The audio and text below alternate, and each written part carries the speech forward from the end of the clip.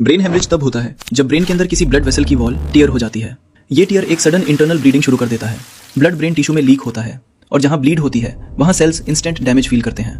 Bleeding से pressure rapidly बढ़ता है। ब्रेन एक क्लोज्ड स्कल में होता है जहां एक्सपेंशन की जगह नहीं होती। एक्स्ट्रा ब्लड सराउंडिंग टिश्यू को कंप्रेस करता है जिससे सीवियर हेडेक, डिजीनेस, वॉमिटिंग और कंफ्यूजन शुरू होता है। लीक्ड ब्लड टॉक्सिक होता है।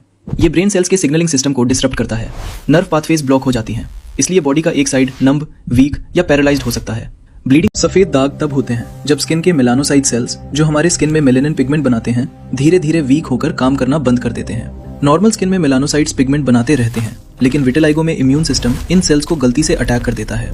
इम्यून सेल्स मेलानोसाइट्स को एनिमी समझकर उन्हें डिस्ट्रॉय करना शुरू कर देते हैं। जब मेलानोसाइट्स डैमेज होते हैं तो उस एरिया में मेलानिन 0 हो जाता है और स्किन एकदम व्हाइट पैच में कन्वर्ट हो जाती है। ये प्रोसेस एकदम सडन नहीं होता।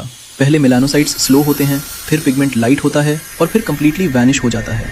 इस आदमी के दिमाग के अंदर करोड़ों न्यूरॉन और नसों का जाल होता है जो सोचना, याद रखना, चलना फिरना और शरीर के सभी काम नियंत्रित करते हैं।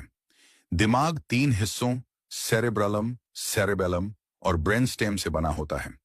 यह मुलायम जेली जैसा दिखता है और खोपड़ी तथा द्रव इसके चारों ओर सुरक्षा देते हैं।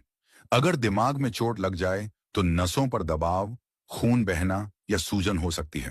इससे चक्कर, बेहोश। स्मोक का पहला पफ लंग्स तक पहुंचते ही 7000 से ज्यादा केमिकल्स ब्लड स्ट्रीम में एंटर हो जाते हैं। सबसे पहले निकोटीन लंग्स के टाइनी एयर सैक्स और एल्वियोली से एब्जॉर्ब होता है और 10 सेकंड्स में ब्रेन तक पहुंच जाता है। ये ब्रेन को डोपामिन रिलीज करने के लिए ट्रिक करता है, इसलिए टेम्परेरी कामनेस फील होती है।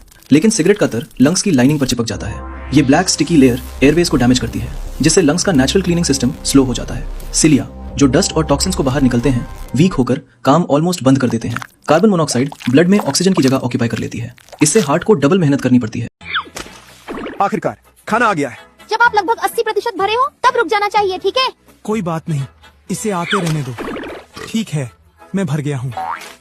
तुम्हारा पेट का एसिड यहाँ ऊपर आ गया, तुम्हें पता है ना? ये तो बस थोड़ा सा एसिड है, तुम इतनी बड़ी बात क्यों बना रहे हो? मेरी ग्रेसनली एसिड सहन नहीं कर सकती, अब से तुम्हें कम खाना चाहिए। हाँ, मुझे समझ आ गया। मैं तुम्हें ये 10 साल से कह रहा हूँ और तुम कभी नहीं सुनते। तुम हमेशा ज्यादा खाते हो। आप लगातार अधिक खाते